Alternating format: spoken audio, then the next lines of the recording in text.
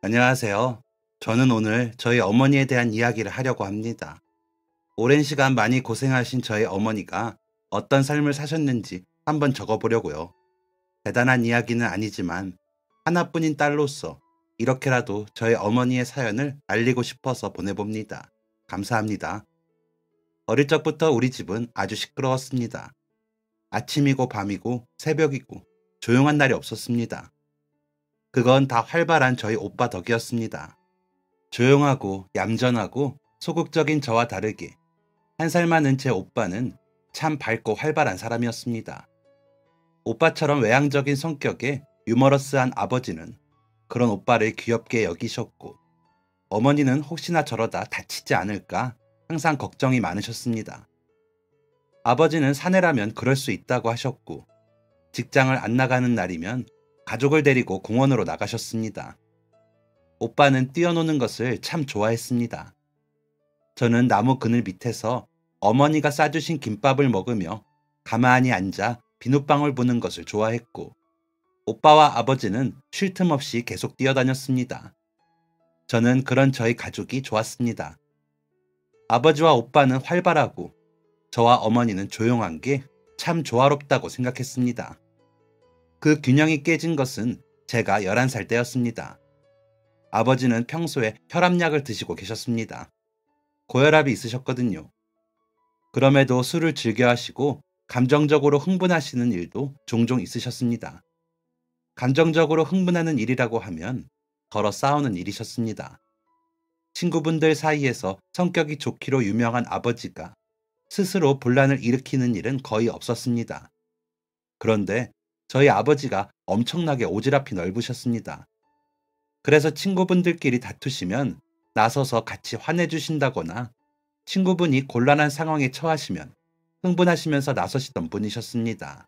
어머니가 제발 감정 조절 좀 하고 남의 일에 나서지 말라고 하셨지만, 아버지가 어떻게 그러냐며 나서서 해결을 해줘야 속이 시원하다고 하셨습니다. 하지만 아버지는 어머니 말을 들으셔야 했습니다. 그래야만 했습니다. 아버지가 오랜만에 주말에 친구분들과 만나서 식사를 하신다고 하셨습니다. 같이 조기축구를 하셨던 분들인데, 아버지가 무릎을 다치시면서 축구를 못하게 되신 후로 몇 달 만에 모임을 가지는 것이었습니다. 일행분들은 아침부터 축구를 하시고는 점심부터 삼겹살에 소주로 1차를 시작하셨습니다. 아버지가 없으니 오랜만에 집에서 주말을 보내게 된 저와 어머니, 그리고 오빠는 느긋하게 오전을 보내고 늦은 점심을 먹고 비디오 영화를 봤습니다. 아직도 그날의 기억이 생생합니다. 디즈니 만화 영화를 재밌게 보았고 결말을 향해 달려가고 있었습니다. 그때였습니다. 집 전화가 울렸습니다. 영화 때문에 긴장을 하고 있어서 그랬는지 전화 소리에 셋 다 깜짝 놀랐습니다. 오빠가 비디오 멈춤 버튼을 눌렀고 엄마가 전화를 받으셨습니다. 곧 어머니가 수화기를 떨어뜨리셨고, 저와 오빠와 엄마는 외투도 안 걸치고 그대로 집에서 뛰쳐나갔습니다. 오지랖이 넓으시던 아버지는 마지막까지 오지랖을 부리시다가 가셨습니다. 모임에서 작은 다툼이 일어났고 아버지께서 나서서 같이 역정을 내시다가 그대로 뒷목을 잡고 쓰러지셨다고 하더군요. 그렇게 아무도 예기치 못한 순간에 아무도 예기치 못한 사고로 저희 집의 균형은 무너졌습니다. 그때부터 저희 집은 생활고로 시달렸습니다. 어머니가 힘드신 와중에 아버지 보험금 때문에 고생을 많이 하셨어요. 아버지 보험이 딱 하나 있었는데 보험사에서 이런저런 핑계를 대며 보험금을 지급해주지 않았습니다. 어릴 때라 자세한 상황은 모르지만 어머니가 보험사와 통화를 하시는 걸 듣고 알았어요. 예전에 병원을 언제 갔네, 혈압이 원래 있었네 하면서 보험금을 한 푼도 내주지 않았습니다. 어머니가 그때 정신적으로도 육체적으로도 많이 힘들어 하셨습니다. 당장 생활비는 벌어야 하는데 무슨 일을 해야 하는지 갈피는 잡히지 않고 누구의 도움도 없이 저희 둘을 키우셔야 했으니 이만저만 고생하신 게 아니셨을 겁니다. 어머니는 집 주인 아주머니가 운영하시는 횟집에서 일을 하기 시작하셨습니다. 오후 12시부터 점심 장사를 시작하셔서 밤 11시에 집에 오셨습니다. 그렇게 2달을 일하시다가 횟집은 그만두셨습니다. 일이 너무 늦게 끝나니 저희를 아예 돌볼 수가 없었거든요. 11살, 12살이면 초등학교 고학년이라고는 하지만 그래도 부모님의 손길이 많이 필요한 나이죠. 2달 동안 저녁에 콩자반에 김, 현미밥만 먹었으니 오빠와 저는 기력도 딸리고 성장도 더뎠습니다. 안 되겠다 싶은 어머니가 횟집을 그만두기로 하셨던 거죠. 그리고 하게 되신 일이 마트 일이었습니다. 아침 9시에 나가셔서 오후 6시에 집에 오셨습니다. 그런데 어머니는 마트 소속이 아니고 시식 담당이셨거든요. 시식을 제공하고 판매를 촉진시켜야 하는 마트에 일정한 날만 출근을 하는 것이었죠. 그래서 근무지도 매번 바뀌고 간혹 일이 없는 경우도 있었습니다. 마트 시식 코너 일은 총 1년을 하셨습니다. 그러다 일거리가 꾸준하지 않고 멀리 배정받는 근무지 때문에 결국 그만두셨습니다. 그리고 시작하신 일이 떡볶이 장사셨습니다. 저희 어머니가 음식 솜씨가 정말 좋으십니다. 아버지가 살아계셨을 때 퇴근 후 불이 나게 집에 들어오신 이유가 바로 어머니의 음식 솜씨 때문이었습니다. 손도 크신 어머니는 항상 넘치게 음식을 준비하셨고 덕분에 아버지와 오빠의 뱃골은 엄청 커졌고 오빠는 항상 또래보다 한 뼘은 더 컸습니다. 하지만 어머니가 일을 하시면서 잘 챙겨 먹지를 못해 성장이 더뎠던 거죠. 그런데 어머니가 일을 하시면서도 쉬는 날이면 저희한테 항상 해주시던 간식이 있었습니다. 그건 바로 떡볶이였습니다. 매콤하면서도 달콤한 어머니의 떡볶이는 저와 오빠가 제일 좋아하던 간식이었습니다. 그래서 어머니는 당신이 잘할 수 있으면서도 저희를 돌보는 데에 무리가 없는 떡볶이 장사를 시작하셨습니다. 처음에는 그냥 리어카 장사였습니다. 그 끌고 다니는 작은 리어카 있잖아요. 그걸로 시작을 하셨습니다. 위치는 제가 다니던 초등학교 앞이었습니다. 오빠는 졸업을 앞두고 있던 6학년이었습니다. 그런데 오빠가 그맘때부터 사춘기가 시작되었는지 어머니를 봐도 아는 척을 안 했습니다. 어머니가 없는 형편임에도 불구하고 오빠 학원을 보내주셨습니다. 어머니는 혹시나 자식이 학교 끝나고 굶고 학원에 가지 않을까 걱정이 되셔서 학교가 끝나면 곧장 리어카에 와서 떡볶이를 먹으라고 하셨습니다. 영철아, 이따 꼭 와. 알겠지? 끝나자마자 곧장 와야 엄마가 바로 줄 수 있어. 얼른 먹고 학원 가면 되겠다. 아, 싫어요. 떡볶이 싫어요. 엄마가 해주는 요리 중에 떡볶이가 제일 맛있다고 할 땐 언제고. 그럼 다른 거 해둘까? 간단하게 먹게 주먹밥 만들어 둘까? 아, 안 간다고요. 그냥 학원 갈게요. 그럼 배고프잖아, 영철아. 엄마가 만들어 둘 테니까 와서 먹어. 친구랑 같이 와도 되고. 싫다니까요. 친구랑 제가 거길 왜 가요, 창피하게. 어머니가 오빠한테 대답은 안 했지만 어머니의 표정은 상실감과 서운함으로 가득한 것을 저는 봤습니다. 오빠는 그런 어머니의 마음을 아는지 모르는지 학교로 휙 가버렸습니다. 그날 장사를 마치고 집에 오신 어머니가 저와 오빠는 모르게 혼자서 작은 맥주 한 캔을 따서 마시는 걸 저는 보았습니다. 남들보다 몇 배는 활발한 오빠는 사춘기도 남들보다 몇 배는 심하게 왔습니다. 중학생이 되고부터 절정에 달았습니다. 반항을 하거나 동급생을 괴롭힌다거나 그런 건 전혀 없었는데 말도 안 되는 엉뚱한 행동을 했습니다. 예를 들면 중학생식이나 되어서 반에서 숨바꼭질 같은 것을 하다가 창문에서 떨어진 적이 있었습니다. 그 덕에 팔이 부러졌고 한 달 동안 통깁스를 하는 신세가 되었습니다. 또 한 번은 시험을 앞두고 문제집을 씹어먹다가 배탈이 나서 새벽에 응급실을 간 적도 있었습니다. 그 밖에도 학교 계단 난간에서 미끄럼을 타다가 교복 바지를 다 찢어 먹는다던가 물로 지워지지 않는 물감을 가지고 학교 벽에 낙서를 한다던가 하는 참 그 종류도 다양하고 황당하기 짝이 없었습니다. 오빠가 중학교 1학년 때 저는 초등학생이었는데도 오빠가 왜 저럴까 싶을 정도로 이해를 할 수가 없었습니다. 그건 어머니도 마찬가지였고요. 상상하지도 못할 일들로 걸핏하면 학교에 불려가거나 응급실 행위니 많이 지치셨을 겁니다. 앞서 말씀드렸다시피 저희 어머니는 정말 조용하고 섬세하신 분입니다. 평소에 목소리도 아주 조근조근 하시고요. 큰 소리 한번 낼 줄을 모르시던 분입니다. 그건 저와 오빠한테도 마찬가지였습니다. 오빠가 사고를 그렇게 치는데도 화 한 번 안 내시던 분입니다.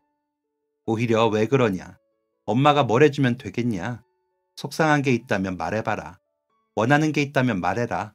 하면서 오빠를 달래려고 하셨던 분입니다. 그런데 어머니가 정말 참을 수 없을 정도로 화가 나신 적이 있었습니다. 오빠가 또 한 번 응급실에 갔습니다. 식중독이라고 하더라고요. 대체 어디서 식중독을 걸려왔나 했는데 오빠가 글쎄 땅에 떨어져 있던 음식을 먹었다는 겁니다. 학교 끝나고 집에 가는 길에 골목길을 지나는데 버리려고 내놓은 중국집 그릇에 탕수육이 남은 걸 발견했답니다. 엄청 많이 남아있기도 했고 깨끗해 보이길래 그걸 주워 먹었다는 겁니다. 사실 오빠가 그동안에 친 사고들에 비하면 별거 아닌 일이었습니다. 그런데 어머니가 그때 난생 처음으로 오빠를 혼내셨습니다. 너 진짜 왜 그러니? 네가 거지야? 왜 땅에 떨어진 걸 주워 먹어? 집에 먹을 게 없니? 엄마가 밥을 안 해놔? 진짜 넌 정말 어떻게 매일 엄마 속을 뒤집어두니? 정말 실망스럽다. 어머니는 오빠가 수액을 맞는 동안 밖에 나가 계셨습니다. 저는 어머니가 그렇게 화를 내시는 걸 처음 봐서 어찌 해야 할지 안절부절했습니다. 어머니를 따라 나가야 하는지 오빠 옆에 있어야 하는지 고민하다가 그냥 오빠 옆에 있었습니다. 원인이 무엇이건 간에 오빠는 아파서 병원에 온 것이었으니까요. 저는 두고두고 그때 저의 선택을 잘했다고 생각했고 어머니는 두고두고 그날 화를 내셨던 것을 후회하셨습니다. 왜냐하면 그로부터 나흘 뒤에 오빠가 세상을 떠났으니까요. 오빠가 응급실에 다녀온 그날 이후 어머니와 오빠 사이엔 냉랭한 기운이 가득했습니다. 평소에 저희가 등교하시는 걸 보시고 일을 하러 나가시던 어머니는 새벽부터 일을 나가셨습니다. 뒤늦게 일어나 어머니가 먼저 나가신 걸 눈치챈 오빠는 보란듯이 아침밥을 안 먹고 등교를 했습니다. 어머니의 정성 가득한 밥상이 떡하니 차려져 있음에도 불구하고 말이죠. 오빠, 밥 안 먹고 학교 가려고? 너나 먹어. 나는 이제 엄마 밥 안 먹어. 엄마가 오빠 걱정돼서 화내신 거잖아. 얼른 사과하고 엄마랑 화해해. 중간에서 내가 얼마나 눈치 보는 줄 알아? 내가 왜 사과해? 그것 좀 주워 먹는 게 뭐 어떻다고. 그럼 엄마가 평소에 탕수육을 사주던가. 짜증나 진짜. 사춘기 오빠는 그렇게 삐딱선을 탔습니다. 그렇게 오빠가 등교를 하고 저도 등교를 하고 그날 하교를 하고 집에 왔는데 오빠 낯빛이 말도 아니게 안 좋았습니다. 하얗게 질린 얼굴에 몸은 동그랗게 굽어 있었습니다. 오빠는 어머니가 오시기 전까지 2번의 구토를 했습니다. 그리고 어머니가 오시기 전에 잠자리에 들었고 어머니는 오빠가 아픈 것을 모르셨습니다. 저도 오빠가 잠들고 곧장 잠들었기에 어머니에게 오빠가 아프다는 사실을 말할 틈이 없었습니다. 다음날 아침에도 어머니는 새벽같이 일을 나가셨고 오빠는 일어나자마자 화장실에서 큰일을 30분 동안이나 보고 하얗게 질린 얼굴로 등교를 했습니다. 그날도 마찬가지로 어머니는 집에 늦게 오셨습니다. 다음날은 오빠가 아침에 일어나질 않았습니다. 끙끙대길래 병원에 같이 가자니까 오빠가 괜찮다고 먼저 학교에 가라고 했습니다. 저는 바보같이 오빠 말을 들었습니다. 학교에 있는 내내 마음이 불안했습니다. 그래서 학교가 끝나자마자 엄마한테 달려갔습니다. 어머니는 더운 날씨에 땀을 뻘뻘 흘리며 일을 하고 계셨습니다. 제 얘기를 듣자마자 어머니는 리어카도 정리를 안 하시고 집으로 달려가셨습니다. 어머니를 따라 도착한 집에는 차갑게 식은 오빠가 누워 있었습니다. 원인은 식중독이었습니다. 오빠가 병원에 다녀온 후에 또 무언가를 집어먹었는지 어쨌는지는 잘 모르겠습니다. 그런 것과 상관없이 어머니는 자책을 하셨습니다. 모든 게 당신 때문에 그런 것이라며 오랜 시간을 힘들어 하셨습니다. 힘든 것은 저 또한 마찬가지였습니다. 조금만 잠을 참고 일어나 있다가 어머니한테 오빠가 아프다는 것을 말할 걸 그랬다고 생각했습니다. 하지만 어머니의 자책도 제 슬픔도 떠난 오빠를 다시 돌아오게 할 수는 없었습니다. 오빠가 죽은 이후 어머니는 일하시던 장소를 옮기셨습니다. 한 달이라는 시간 동안 일을 쉬시다가 어머니가 고른 장소는 바로 달동네였습니다. 저희 집에서 20여 분을 걸어가면 달동네가 있었습니다. 가파른 오르막길에 따닥따닥 붙어있는 집들이 빼곡한 곳이었습니다. 그 달동네에는 애들이 참 많이 살았습니다. 저와 같은 초등학교에 다니는 애들 중에서도 그 달동네에 사는 애들이 많았습니다. 어머니는 그 달동네가 시작되는 언덕 아래 부근에 자리를 잡으셨습니다. 사람이 많이 다니는 번화가도 아니고 학교 앞도 아닌 그곳에 왜 어머니가 자리를 잡으셨는지 그 당시에는 알 수가 없었습니다.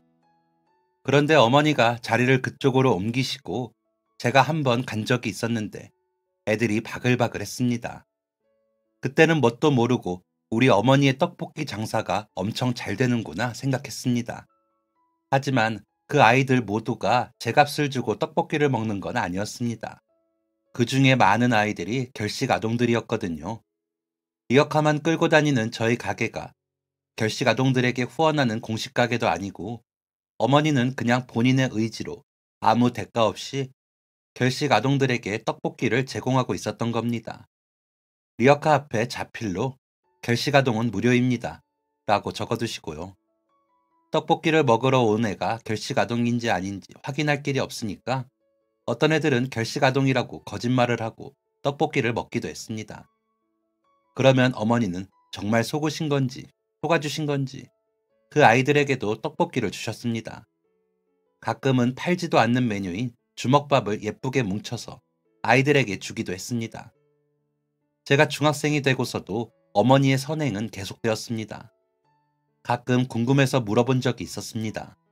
왜 그 아이들한테 공짜로 주냐고요. 그때마다 어머니는 삥긋 웃으시면서 그냥 이라고 하셨습니다. 그러다가 제가 중학교 3학년이 되었을 때 그 이유를 말씀해 주시더라고요. 바로 오빠의 기일이었습니다. 어머니는 잘 드시지 않던 소주 한 병을 사오셨고 둘이서 조촐하게 오빠 제사를 치른 뒤 소주 3잔을 연달아 따라 드셨습니다. 그리고 천천히 입을 여셨습니다. 영지야, 엄마가 왜 사람도 많이 없는 그 달동네 밑에서 일하는 줄 알아? 몰라요. 네 오빠처럼 길에 떨어진 거 주워 먹고 탈나는 애들이 있을까봐. 너희 오빠가 탕수육 주워 먹었다고 했을 때 내가 그거 주워 먹은 걸로 화가 났겠니? 워낙에 특이한 애니까 그런 건 아무 상관없었다. 그런데 생각해보니까 내가 탕수육을 언제 사줬나? 내가 그 탕수육이 얼마나 먹고 싶어서 그랬나 싶더라고. 네 오빠가 아니고 나한테 화가 났어. 나한테. 그래서 그렇게 땅에 떨어진 거 주워 먹지 말라고. 그래서 그 동네 애들한테 떡볶이를 그냥 주는 거야. 어떤 대답도 할 수가 없었습니다. 그저 오빠를 위해 어머니가 열심히 만든 제사상에 올라갔던 탕수육을 먹을 뿐이었습니다. 그 이후 고등학생이 되고서는 종종 어머니의 일을 도와드렸습니다. 야자가 끝나고 어머니가 일하는 곳으로 가서 같이 정리를 하고 리어카를 끌고 집에 돌아갔습니다. 그러다가 아버지가 돌아가시고서부터 쭉 살았던 집의 집주인분이 사정이 안 좋아지셔서 집을 내놓게 되셨고 저희도 그곳을 떠나야 하는 상황이 되었습니다. 급하게 이사를 가야 하는 상황이었는데 집 근처에 저희 형편에 맞는 매물이 없었습니다. 그래서 결국 원래 살던 곳에서 버스를 타고도 30분은 더 가야 하는 곳으로 이사를 가게 되었습니다. 그 때문에 고등학교도 전학을 가야 했고 어머니는 더 이상 그 달동네에 나가시지 못하셨습니다. 리어카를 끌고 다니며 동네 장사 하는 건데 단골들을 다 잃어서 어떡하냐며 어머니가 속상해 하셨습니다. 그런데 아예 죽으라는 법은 없는 건지 이사간 집 근처에 노점상 하나를 싸게 살 수 있었습니다. 원래 호떡을 팔던 곳이었는데 거기 아주머니가 나이가 많으셔서 장사를 못하게 되셨고 어머니가 그걸 받아서 하게 되신 거였죠. 사람이 많이 지나다니는 사거리라 그런지 장사는 이전보다 잘 되었습니다. 그럼에도 어머니는 여전히 배가 굶주려 주변을 서성이는 아이들을 보면 떡볶이를 무료로 주셨죠. 떡볶이 앞쪽에 여전히 결시가동은 무료입니다. 라고 적어두시고서요. 어머니가 여전히 오빠 생각을 많이 하시는 것 같아서 마음이 쓰였지만 그 덕에 동네에서 애들한테 무료로 떡볶이 주는 좋은 가게라고 소문이나 좋은 이미지로 장사를 계속할 수 있었습니다. 그렇게 어머니 일을 도우며 고등학생 시절을 보냈고 졸업까지 하게 되었습니다. 졸업 후에는 대학교에 가게 되었어요. 어려운 형편에 고민이 많이 되었던 것이 사실이었습니다. 저도 어머니를 도와서 돈을 벌어야 하는 것이 아닌가 고민을 했었죠. 어머니께 말씀은 안 드리고 그냥 혼자 끊임없이 고민했습니다. 그런데 이런 제 마음을 어떻게 알아채신 건지 어머니께서 먼저 말씀을 꺼내시더라고요. 영지야, 대학교 들어가라. 좋은 머리 두고 썩히면 얼마나 아까워. 집에 빚이 많은 것도 아니고. 너 하나 내가 어떻게 못하겠니? 돈 걱정은 하지 말고 공부해서 좋은 대학교 들어가. 너 하나 라고 말씀하시는 어머니의 표정이 쓸쓸해 보이는 것은 기분 탓이었을까요? 어머니의 말씀에 힘을 얻어 그리고 책임감까지 얻어서 공부를 열심히 했습니다. 그래, 오빠가 세상을 떠나고 하나 남은 자식인데 잘 사는 모습 보여드려야겠다. 꼭 성공해서 호강시켜드려야겠다고 생각했습니다.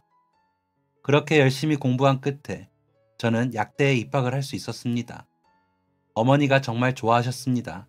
저도 좋았습니다. 어머니한테 좋은 영양제 사드려야겠다고 생각도 했습니다.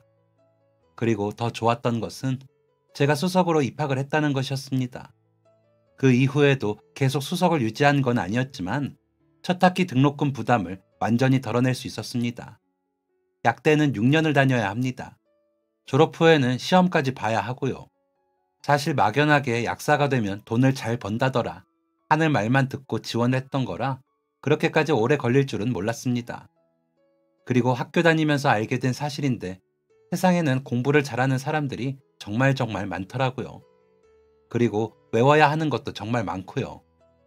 다른 과를 지원해서 1, 2년이라도 빨리 사회생활을 시작할 걸 그랬나?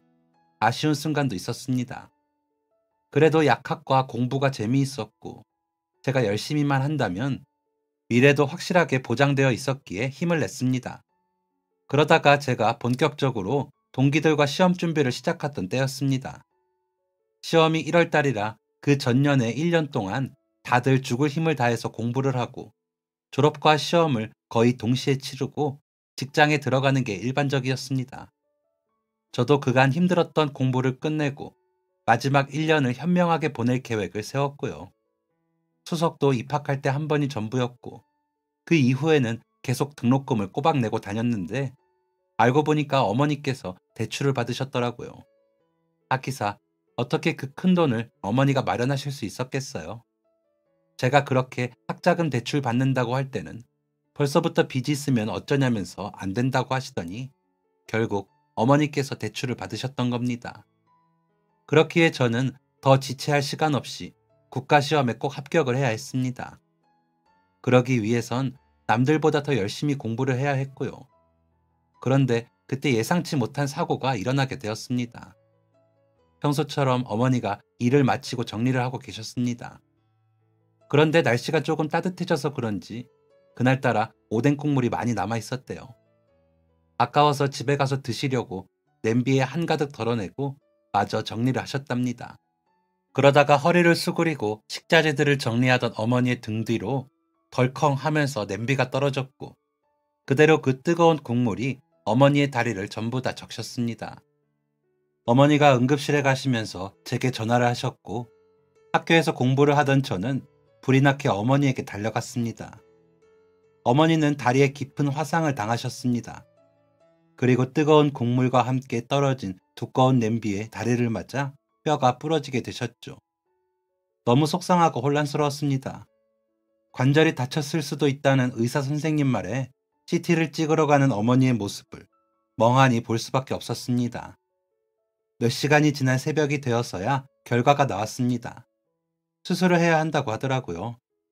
날짜를 조율하려고 하는데 어머니가 갑자기 일정 확인하고 예약하겠다며 짐을 챙기셨습니다.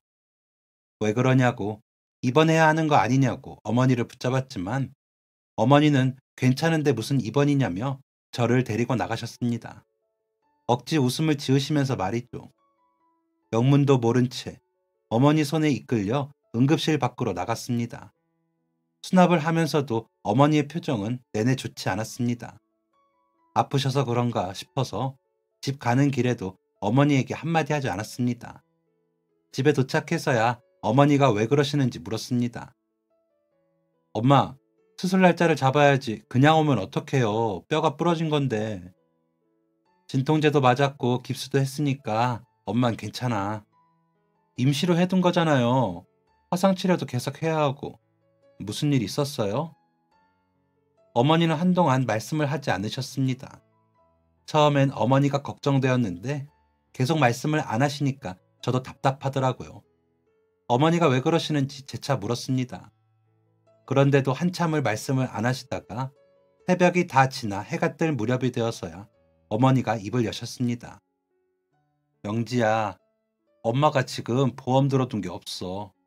아플 일이 있을까 싶어서 몇 년 전에 전부 다 해약했다. 엄마, 아니, 그래도 수술은 받으셔야죠. 엄마가 생각 좀 할게. 엄마가 생각 좀 해볼게. 순간 말문이 턱 막혔습니다. 제가 어떻게 해야 할지 감이 잡히지 않았습니다. 그리고 제 자신이 너무 한심하게 느껴졌습니다. 어머니는 보험도 해약하실 만큼 생활고에 시달리셨는데 저는 공부나 한다고 6년 동안 알바 조금 한 게 전부였으니까요. 어머니에게 생활비 한 번을 넉넉하게 드린 적도 없었고 어머니가 얼마나 힘드신지 알려고 하지도 않았던 못난 딸이었으니까요. 해가 뜰 무렵 조금이라도 자려고 누웠지만 영 잠이 오지 않았습니다. 결국 다시 일어나서 공부 조금 하고 일찍이 학교에 가려고 준비를 했습니다. 그런데 그때 어머니께서 일어나시더니 다리를 쩔뚝이시면서 나갈 준비를 하시더라고요. 병원을 가시나 하고 여쭈었는데 일을 하러 나가신다는 겁니다. 밤새 머리도 복잡하고 마음도 복잡하고 잠도 못 자 예민해져 있던 저는 버럭 어머니에게 화를 내고야 말았습니다. 엄마, 지금 제정신이에요? 왜 병을 키워요? 지금 엄마가 일할 때냐고요. 그냥 집에 좀 계세요. 장사는 제가 알아서 할 테니까 절대 나가지 마세요. 그리고 좀 주무시고 내일 꼭 병원 가세요. 아시겠어요? 그렇게 어머니에게 큰 소리를 낸 건 처음이라 어머니도 놀라고 저도 제 행동에 놀랐습니다. 하지만 틀린 말이 아니잖아요. 제가 속상한 마음이 드는 건 너무나도 당연한 거잖아요. 어머니는 머뭇거리시더니 다시 방으로 들어가셨습니다. 학교에서 수업을 듣는 내내 집중이 되지 않았습니다. 그래, 내 주제에 무슨 공부냐. 지금이라도 늦지 않았으니까 그냥 일이나 하자. 어머니를 도우자 생각했습니다. 시험을 보던 안 보던 일단 당장 중요한 것은 어머니의 수술이었고 생계였습니다. 그래서 저는 학교 수업만 마치고 곧장 집에 가서 장사 준비를 하고 노점상에 나갔습니다. 어머니도 속상하신 건지 제가 집에 와서 나가는 동안 방에만 계셨습니다. 한숨을 푹푹 쉬면서 장사 준비를 하는데 장사가 생각보다 바빴습니다. 대개 단골분들이신지 오늘은 왜 어머니가 안 나오셨냐며 묻는 분들이 많았습니다. 어머니는 이렇게 바쁜 하루하루를 보내고 계셨구나 하는 생각이 들어 괜히 마음이 또 울적해졌습니다. 그리고 당장은 어머니에게만 집중하자 마음을 먹기도 했고요. 그 다음 날 어머니는 제가 말한 대로 다시 병원에 가셨습니다. 대인 곳 소독을 했고 수술 일정도 잡으셨습니다. 입원을 해야 할 정도는 아니라고 하셔서 집에 있기로 했습니다. 어머니는 수술 일정을 잡는 그 순간에도 수술비는 얼마인지, 수술 후에 입원을 얼마나 해야 하는지, 유긴실은 얼마인지 등을 간호사에게 세세하게 여쭈셨습니다. 저도 인터넷으로 병원비를 열심히 찾아보았죠. 찾아본다고 병원비가 줄어드는 것은 아니었지만요. 오히려 한숨만 더 깊어질 뿐이었죠. 그렇게 수술 일정을 잡고 이틀이 더 지났습니다. 저는 학교를 마치면 곧장 노점상으로 향했습니다. 시험은 어떻게 해야 하는지, 수술비는 어떻게 해야 하는지 머릿속이 너무 복잡했습니다. 뭐 하나 해결되지 않는 고민을 가득 안고 장사를 하던 중이었습니다. 문 닫을 시간이 다 되어서 정리를 하고 있는데 한 남자가 나타났습니다. 양복 차림에 멀끔하게 생긴 남자는 제 또래 정도로 보였습니다. 남자는 뭐라도 찾는 것처럼 노점상 안을 두리번거렸습니다. 뭐 드릴까요? 남자는 아 하면서 머뭇머뭇거렸습니다. 그러더니 말하는 것이 떡볶이도 오뎅도 순대, 튀김도 아니었습니다. 여기 주인 아주머니는 안 나오셨나요? 사정이 좀 있어서 당분간 못 나오세요. 사정이라면 어떤... 조금 다치셨거든요. 제가 여기 주인 아주머니 딸이고요. 수술을 하셔야 해서 당분간은 제가 장사해요. 아, 그렇구나. 다치셨구나. 알겠습니다. 남자는 시무룩한 표정을 짓더니 곧 남은 떡볶이를 모두 포장하고 돌아갔습니다.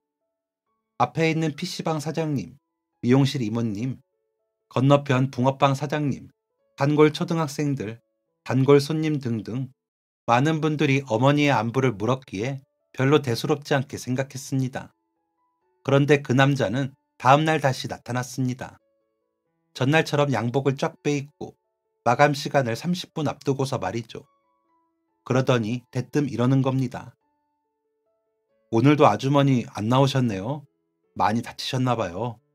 그 표정이 진짜 애절하고 슬퍼 보였습니다. 이상하리만치요. 제가 그냥 고개를 끄덕이니까 남자가 어깨가 축 처져서 한참을 가만히 서 있었습니다.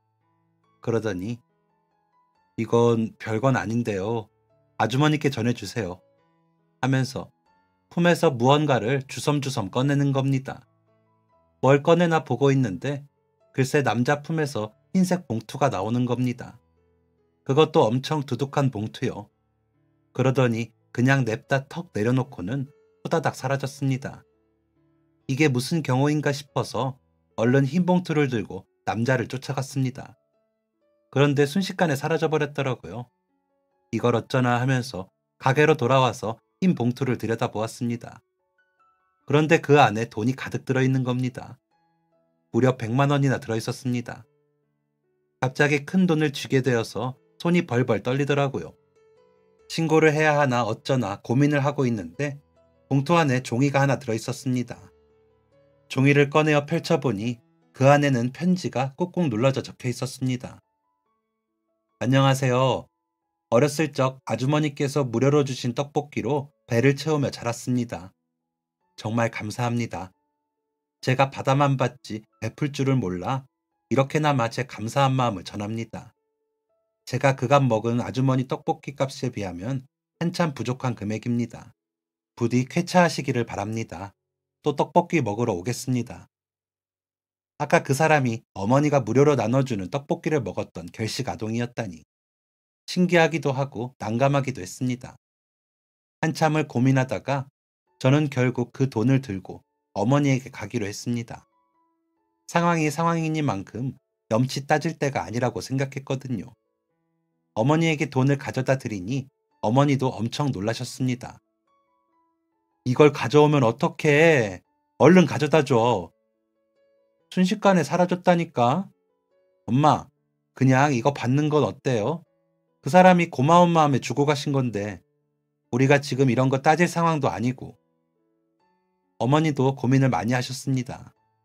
1,000원 한 장이 아까운 상황이었고 수술비는 저희 형편에 정말 큰 돈이었으니까요. 저는 계속해서 어머니를 설득했습니다. 그동안 결식 아동들한테 나눠준 떡볶이 값 받았다고 생각하고 받는 게 어떠냐고 하면서 말이죠. 결국 어머니는 그 돈을 수술비에 보태셨습니다. 좋은 기운을 받아서인지 수술은 잘 되었습니다. 그로부터 한 달 후 어머니는 완전히 회복을 할 수 있으셨습니다. 그리고 저는 다시 공부를 시작할 수 있었죠. 남들보다 몇 배로 더 열심히 해야 했습니다. 그러면서 어머니 일도 도와드렸습니다. 지난번처럼 또 다치실까 걱정이 되기도 했고 깁스를 풀어도 붓기도 여전했거든요. 그래서 수업 마치고 공부하다가 어머니가 가게 정리할 시간이 되면 가게로 가서 도왔습니다. 그런데 어머니가 장사를 다시 시작하시고 일주일쯤 된 어느 날, 그때 그 양복 차림의 남자가 다시 찾아왔습니다. 어머니를 보더니 얼굴이 밝게 피었죠. 아주머니, 오셨네요. 수술은 잘 하셨어요? 제가 어머니에게 수술비를 보태준 그때 그 남자라고 하니 어머니는 밝게 웃으시면서 눈물을 글썽이셨습니다. 아이고, 고마워요. 내가 덕분에 수술 잘 받았어요. 정말 고마워요. 너무 고마워요. 제가 더 감사하죠. 아주머니 은혜 잊을 수가 없어요. 그때 저희 동네 애들 다 아주머니께 큰 도움 받았어요. 갑자기 안 보이셔서 무슨 일 있나 했는데 이쪽으로 오신 거였군요. 네, 이사를 하면서 그렇게 되었어요. 오면서도 마음이 참 불편했는데 잘 커져서 내가 다 고맙네. 아주머니, 이제 계속 여기서 장사하실 거죠? 그럼요. 계속 여기 있어야지. 어머니가 계속 장사를 하신다고 말하니 남자가 싱글벙글 웃었습니다.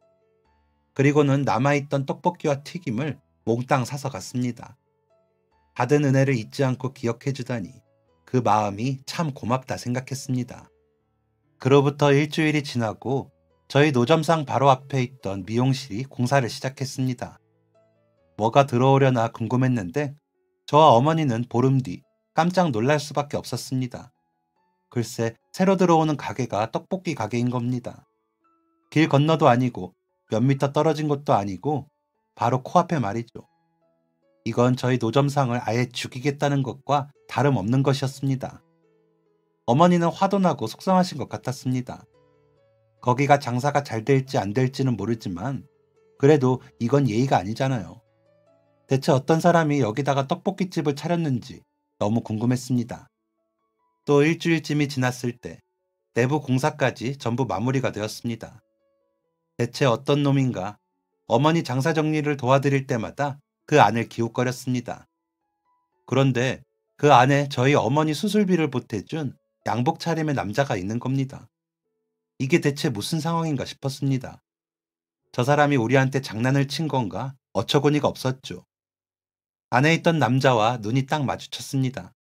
그러니까 남자가 화들짝 놀라더니 잠시 주춤하다가 가게 밖으로 나왔습니다.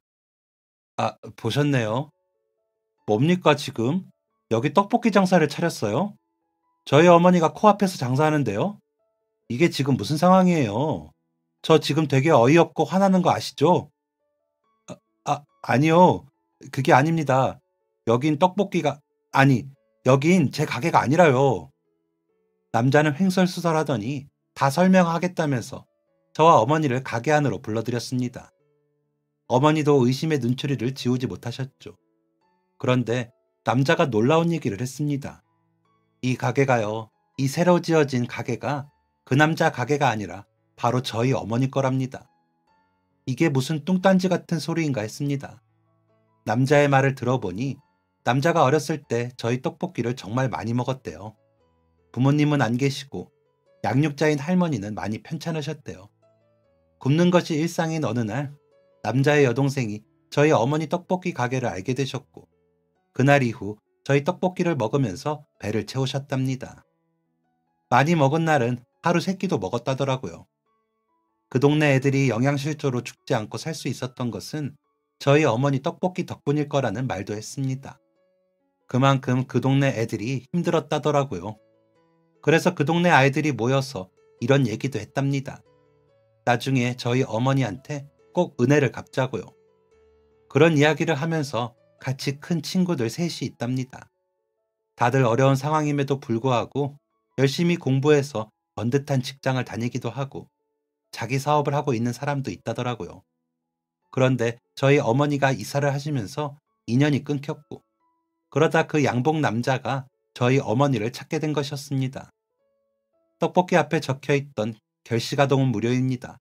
글을 보고 알아차렸다더군요. 양복 남자를 포함한 3사람은 때가 왔다고 생각했고 저희 어머니에게 은혜를 갚을 계획을 세웠답니다. 그게 바로 저희 어머니에게 가게를 차려주는 것이었죠. 그래서 이 일이 있기 얼마 전에 양복 남자가 어머니에게 장사를 계속 할 거냐고 물었던 거고 그렇다는 대답을 들었을 때 그토록 좋아했던 거였습니다. 어머니는 감동하시면서도 난감해 하셨습니다. 가게를 전체 다 리모델링 해주고 월세도 1년치를 미리 냈더라고요. 어머니가 봉사를 하시긴 했지만 이건 너무 과분한 답례라고 생각이 되셨을 겁니다. 어머니가 난감해 하시니까 양복 남자가 이렇게 말을 하더라고요.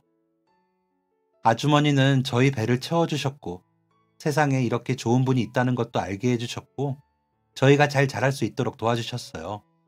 앞으로도 이 가게에서 많은 아이들을 도와주세요. 어머니는 그제야 알겠다고 답하셨습니다. 그렇게 어머니는 떡볶이 노점상을 정리하시고 가게에 들어가시게 되었습니다. 여전히 문 앞에는 결시가동은 무료입니다.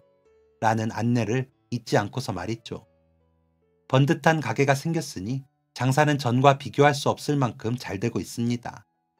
깨끗하고 안전한 환경에서 일을 하시는 어머니를 보면서 저도 조금은 마음을 놓게 되었고요.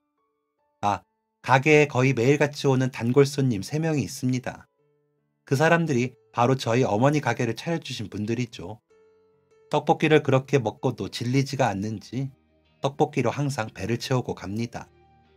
저도 상황이 나아진 덕분인지 맘 편히 공부를 할 수 있었고 국가시험에서 합격을 할 수 있었습니다.